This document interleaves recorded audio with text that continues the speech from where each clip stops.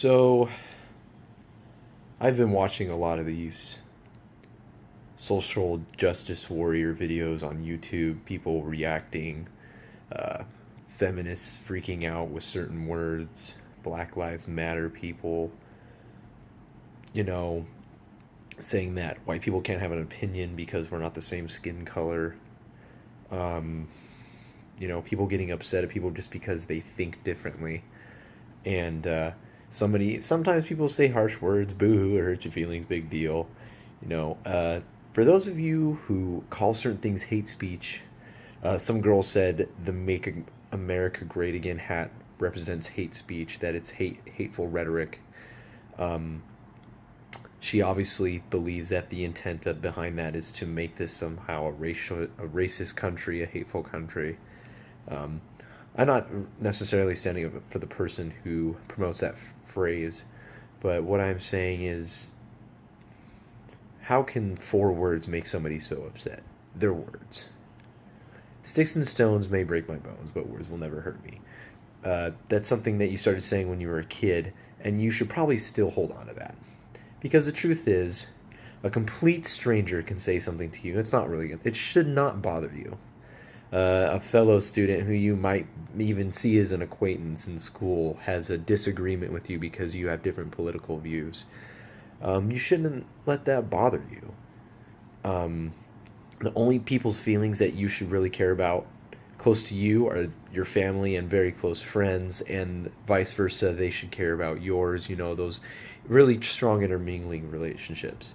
When you go out into the professional world, and I mean, probably more than half you college kids who are going to school who believe in all this social justice warrior crap and all this equality crap and all this, uh, you know, oh, women need equal pay and blah blah blah, and you need to get your facts straight before you start spitting out what you think is the truth. You're being told lies. You're being brainwashed. There's nothing true to what is being told to you.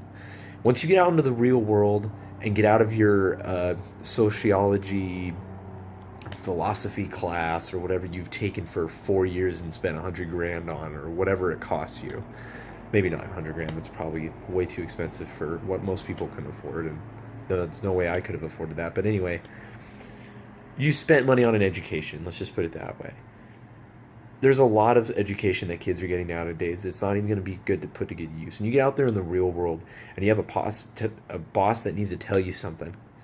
And the first thing they say to you, and you're clearly a male, and they say, well, good day to you, sir, and you start your first day, are you going to start yelling at them for assuming your gender identity?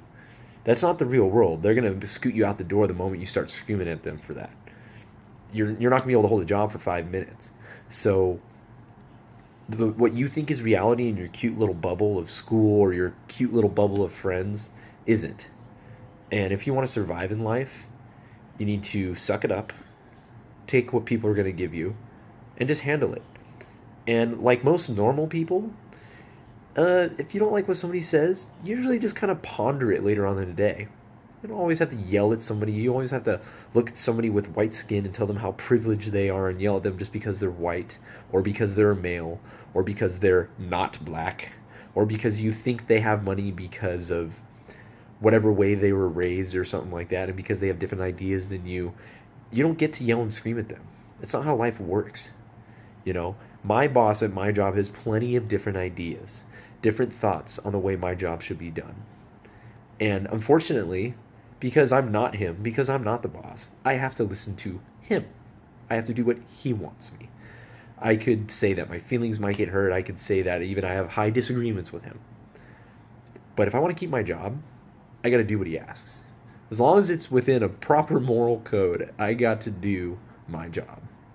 I can't get offended every single time I'm corrected for something. I can't get offended every single time some stranger says some little phrase or word to me that I don't totally agree with.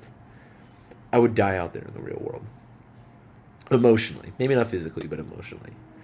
So don't let what people tell you get to you so much. Don't be a professional victim.